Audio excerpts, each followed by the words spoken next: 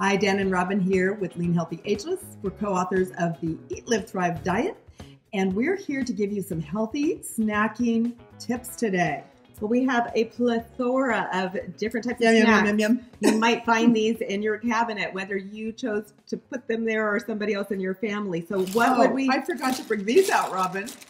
But this would be the first thing that we would toss because it's empty calories. It's the most empty of all empty calories, a little sugar and a little gelatin, and so not a healthy not snack. Not worth the calories anyway. Okay. What else would we throw out?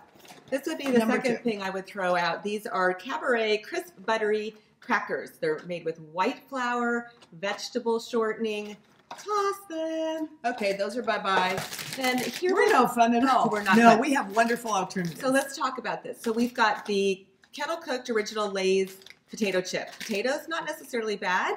Chip, not necessarily bad. Vegetable oil, not so good. So we would toss these, and in place of them, we would choose our favorite chips, which are from Boulder, and they're cooked with either coconut oil or avocado oil. So you're getting the healthy fat into your diet.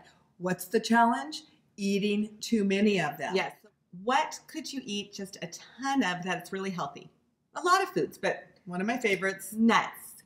Nuts are a really good source of protein and fat and carbohydrate. They help keep blood sugar stable. They're an excellent snack, but they're very highly concentrated. So what do? You grab your measuring cup. Grab your measuring cup. This is a quarter cup. Excuse my hands. Usually a quarter of a cup of most types of nuts, this is mixed nuts, is 170 calories. You know, you could put this in a Ziploc bag or your own little dish, but the important thing is, one, you have it in a separate eating container, and two, you put this away. You don't have a big bowl of these sitting around. You put this back in the container on the top shelf.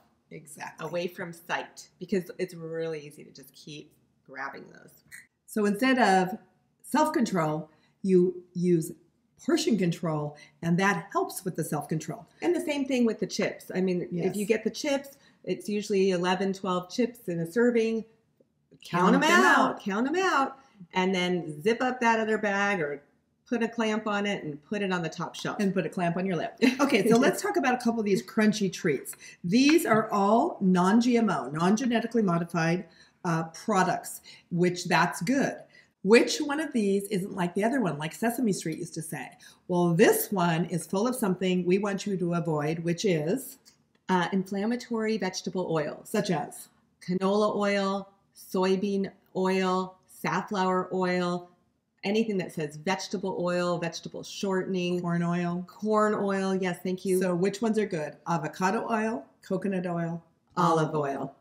And so when you're reading your package ingredients, I mean, every once in a while, yes, you're going to probably have a tortilla chip that's made with some form of vegetable oil, but that's not going to be your normal go-to snack. These veggie sticks. And by the way, veggie, it's pretty funny because it's mostly potato. Yeah, that's the veggie. It's a starch, but it is considered a vegetable. Well, not to mention, too, people think, well, if it's gluten-free, it must be healthy. Remember, you can get way too many gluten-free carbohydrates and calories that are far beyond what you need. So you're one to choose those healthy ingredients with healthy oils, but also to not eat too much of them, even if they are gluten-free, which all of these products are. Here's my favorite. You know, popcorn's one of my favorite foods. What we love about this is Popcornopolis. It is made with coconut oil, sea salt, non-GMO corn, organic non-GMO corn. This whole bowl is about 120 calories, about 15 grams of carbohydrate. Let's compare it to this bowl, which is probably 3 to 4 ounces. It's probably about 600 to 700 calories. So this or this, I mean, it's the same size, so we would. And they're both corn, and they're both tasty. But this is how you make smart decisions: is really figuring out if you're in a crunchy, munchy mood.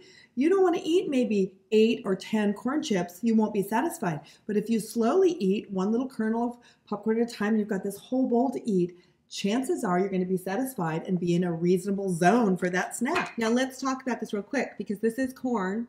And it Yes. is one of the foods that we test in our diet, and I don't test positively for it. So that is not a snack that I would eat on a regular basis. Dana, it's her favorite snack because her body can tolerate it. Remember, we say our diet is not one size fits all. It's discovering which work for you. But hopefully these will give you some perspectives on choosing your snacks wisely. Well, another snack that many people love to have on hand because they're convenient are protein bars, Nutrition bars. Mm-hmm. And again, like everything else, they're not created equal. So we have two of our favorites here today, and we'll tell you why. You want to start with the Kind bar, Robin? Yes, I like this Kind bar because it's made with nuts. The little bit of sugars that are in it mainly come from honey, and this has only 5 grams of sugar in it. And they have other flavors that are higher in sugar, so you want to look at the one that says 5 grams of sugar on the label. So it's about 200 calories, and if you're eating that blended with the nuts and the fat and all that, you're going to have a more balanced blood sugar. One of mine, in fact, my very favorite bar of all time is the Perfect Bar.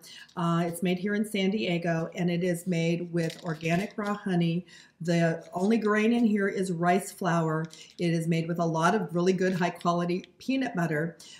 This runs about 350 calories for a bar, about 26 grams of carbohydrate, and about 12 to 14 grams of protein. So for me, most of the time I cut this bar in half. So I cut that, that bottom line in half, and I either use it as a little snack. Sometimes I break my morning fast if I'm doing a little bit of what we call the Eat, Live, Thrive eating cycle, just to extend my fasting time for better metabolism and all that. But this is a great option.